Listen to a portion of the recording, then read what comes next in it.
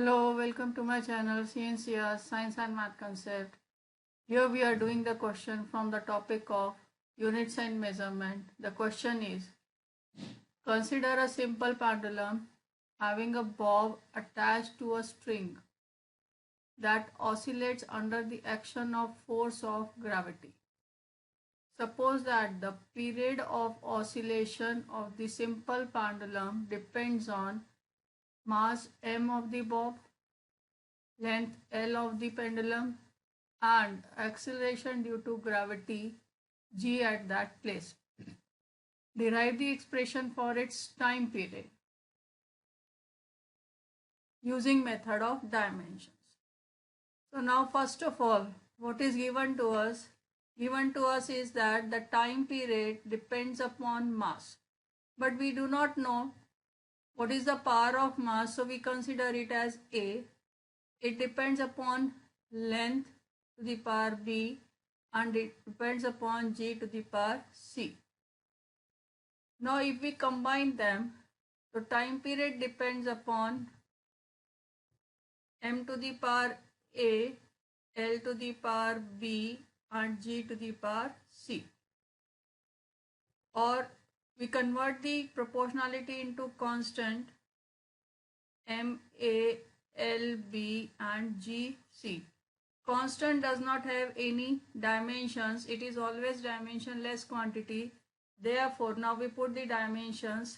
For time it is M0, L0, T1. For mass it is simply M1, L0, T0 to the power A. And for length it is M0, L1, T0 to the power B, and for acceleration due to gravity it is M0, L1, T minus 2 to the power C. Now we compare the powers. For mass, M0 will be equals to MA plus 0 plus 0. Therefore from this we get A is equals to 0. Now we compare the powers of length.